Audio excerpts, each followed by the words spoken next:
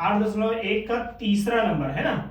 यदि साइन ए बराबर 3/4 तो कोस ए तथा टाइन ए का मान ज्ञात कीजिए। बहुत ही आसानी तरीके से बतलाएंगे, बहुत ही आसान हो जाएगा बनाने के बाद। देखिए सबसे पहले आप इसको लिखिए साइन ए बराबर 3/4 जो दिया हुआ है, ठीक है, ये लिख लिए।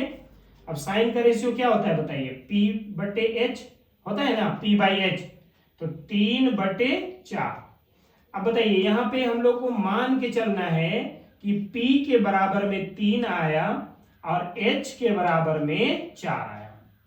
तो P और H तो मिल गया, चाहिए क्या B।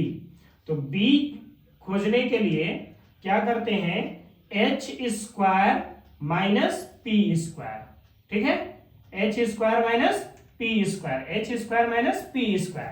अब बताइए H कितना है 4, ठीक है, 4² माइनस P कितना है 3, तो 3 का स्क्वायर।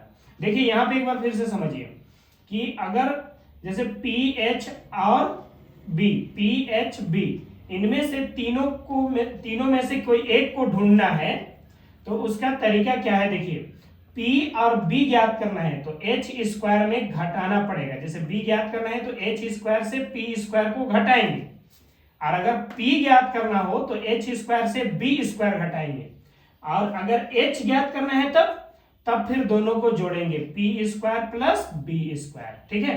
चलिए आगे बढ़ाते हैं इसको। 4 चौके 16 माइनस 3 तिया 9। बताइए 16 से 9 घटाएगा तो कितना बचेगा 7, ठीक है, √7 मिल गया B। अब चलिए जो मांग रहा है वो देते हैं, क्या मांगा है, कोस A। तो कोस A का रेशियो क्या होता है, B/H। तो बताइए B कितना आया है, B यहां पर √7 लाए हैं तो √7 लिखिए, और H कितना है, H देखिए H का वैल्यू कितना है 4, तो ये हो गया। इसी तरह से आप टाइन का रेशियो, टाइन A, बताइए टाइन का रेशियो क्या होता है, P/B, क्या होता है P/B। चलिए ये सब याद रखना है, और इसको याद रखने का तरीका हम पिछले वीडियो में बतला चुके हैं, जिससे कि कभी नहीं भूलिएगा।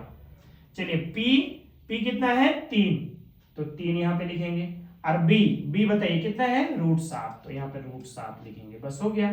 कोस A और टाइन A ज्ञात करना था, कोस A और टाइन A, तो कोस का रेशियो आ गया √7/4, और टाइन का रेशियो, ये टाइन का रेशियो आ गया 3/√7। आई होप कि आप लोगों को अच्छी तरह से समझ में आया होगा।